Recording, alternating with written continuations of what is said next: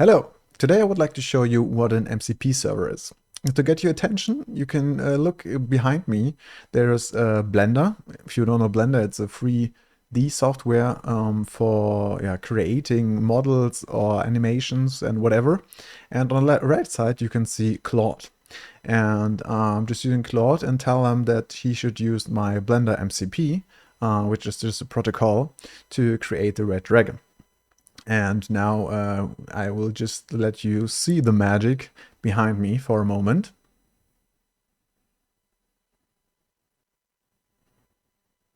So you have seen without any kind of knowledge in Blender, I've just created, like, it's not looking really like a dragon. It's more looking like a red pig.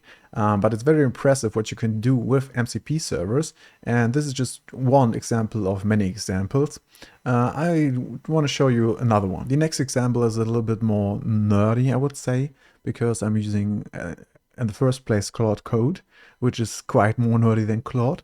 And in the second one, I tell him to open the browser, which is also a bit more normal, I guess, I don't know, and to search for my YouTube channel, my German one, my another one. And you can see the result in the background. It's working quite well because in the first place, he's just opening the browser. Next one is he is opening YouTube, and then he's already searching for my channel, and he's able to analyze or to read the website like a developer would do it from behind, because he can see the backend, he can see the code. He also can make snapshots and analyze the snapshots. This is all included in the MCP server. So I just give this thing, Claude Code, the ability to act like a person with much more abilities than a person would have. Yeah, this is also a very nice example for an MCP server, and there are hundreds more. At the moment, I think people are building more MCP servers than normal code, at least in my how I see it. Yeah, so let's go to a little bit of theory, and then I also show you how you can set up your own MCP server to also do things like I did here in this video. So now I would like to give you a little bit of background. So the MCP, or fully written Model Context Protocol, is nothing else than a protocol. So maybe you ask yourself now, what is a protocol? A protocol is just something like a standard. So someone has someday said that we should do this like this, and now everybody who's just creating MCP server is following these standards. In this case, Claude or Anthropic was the bringer of the MCP, the Model Context Protocol, and they made this open source, so everybody could use this and create their own MCP servers. So you could now create your own MCP server, but it's totally fine if you don't do this and if you don't understand what is in detail, what is happening there. The only thing which you should know is that the MCP, the Model Context Protocol, is just a standard and everybody's using it.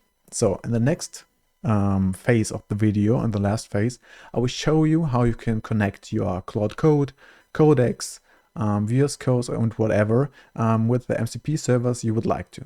We are now on the official GitHub page from our Chrome DevTools, so the second MCP server I've shown you before. And here is also written down how you can install this DevTools MCP server on your machine for your preferred agent. So for example, I just want to show you some examples. It's very easy in the end. Claude Code. So Claude Code is installed MCP server for Claude Code. When you just take this tiny line, copy it, just press this button, take your terminal, I did it before, put it inside, and just press enter. So in my case, it's already installed, so he's not installing it anymore.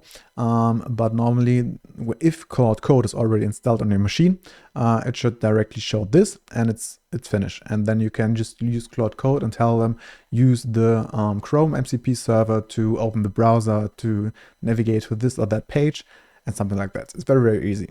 So I think in the near future, all of these MCP servers will have something like this kind of docs.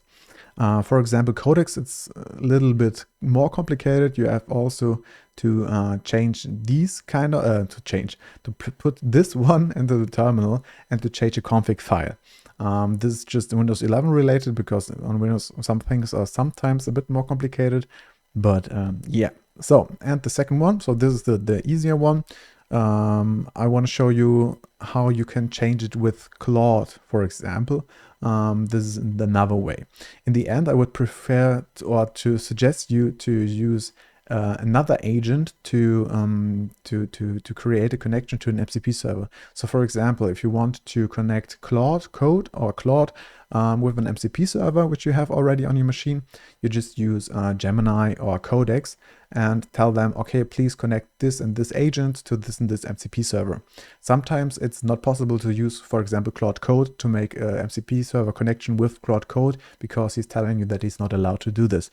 So it's often more easier to have more agents on your machine to just tell them what they have to do. So here another example. So for example, I can have these kind of connectors where you also can see my Blender connector, which I have installed in a different kind of way or configured it. But you also see like the normal connectors for like Google or GitHub or Canva is also possible. It's not a very good MCP server because it's not really doing like crazy design stuff, but it could be worth. Blender's a little bit more difficult, because okay, I can just put it here on configure, so I can tell him what he has to do and what he shouldn't do. And where we're going to go down on the developer thing, we can also see my local MCP server, which is here down Blender.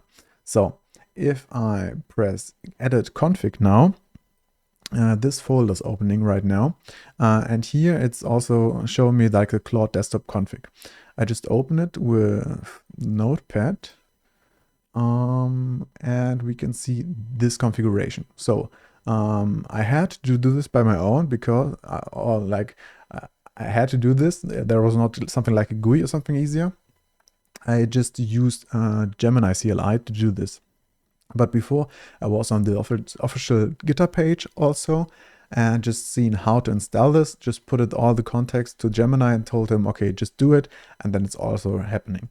So these are normal, like the normal ways to install something like this, like use directly the terminal, or just change the config file and restart the application. This is very, very important. So yeah. This should be for my first video about MCP servers. I hope you've learned a lot so far. Please subscribe, give a like, and let us see in the next video. Bye bye.